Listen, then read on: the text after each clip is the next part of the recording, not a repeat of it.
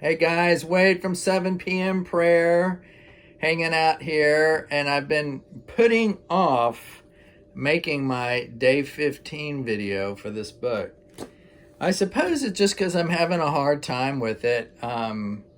It's dealing with the parable where Jesus tells the story of the unrighteous judge who the woman keeps petitioning for what she wants, and it finally gets to the point where the judge says to himself, I don't fear God or man, but I'm going to get this woman taken care of just because, I don't want to deal with this anymore. So Jesus goes on to say, how much more will, your Father in heaven do right by you and answer your petition when this is how even this unrighteous judge handled things. So I think part of it is just because I'm still working some of this out in my mind. I mean, the chapter is pretty straightforward. It's good. It's dealing with just this idea of discipline and petitioning and not being lazy and just keeping at it and keeping at it. I suppose with my level of wisdom on the matter right now, where I would say I am with it is just that as I look at the different activities that I have, that God has us go through, I see that He's trying to develop us in different ways. I suppose this is no different in some respects to when you go to school, or even if you're learning things at home. You can study everything from math to science to English grammar, and those are developing you in different ways with different capacities to handle different things.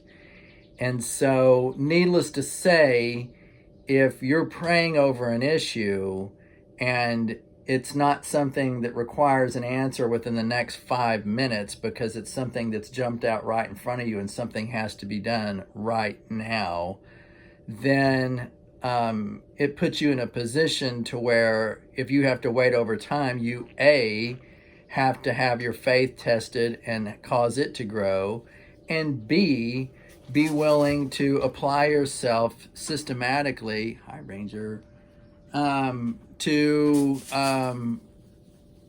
going over and over something and working diligently towards something that you're not going to get everything you want and all your answers right away. So in the realm of God's world, in the spirit world, discipline, faith, two huge subjects, math and science, right?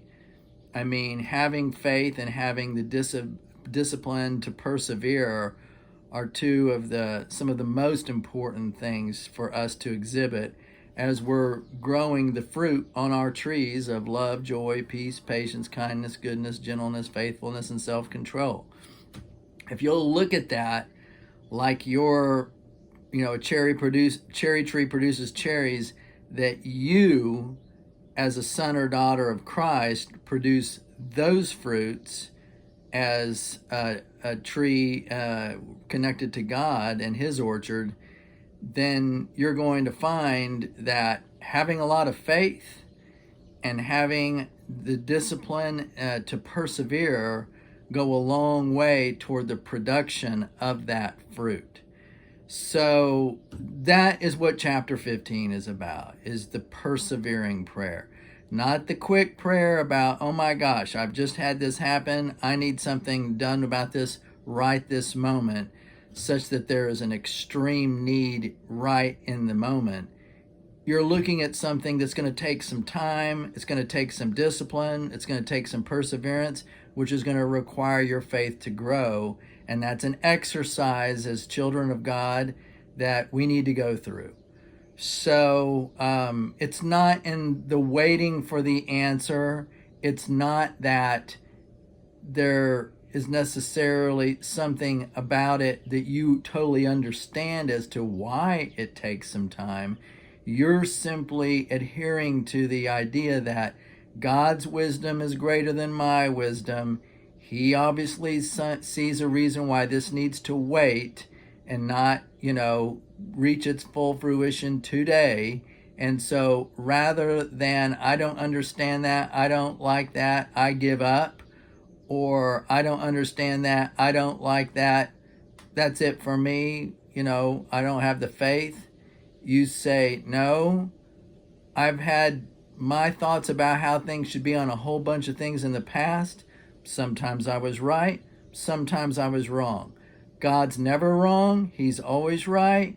If this is what I'm praying about and things haven't rolled out quite yet, then it's because He knows something that I don't, and I'm going to have the faith that He's going to handle it at the time and in the manner that it should be handled.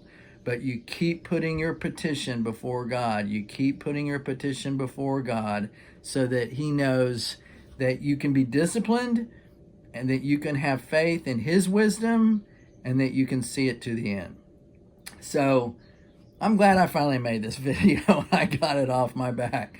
So now I can move on to day 16 and maybe that video will be real easy.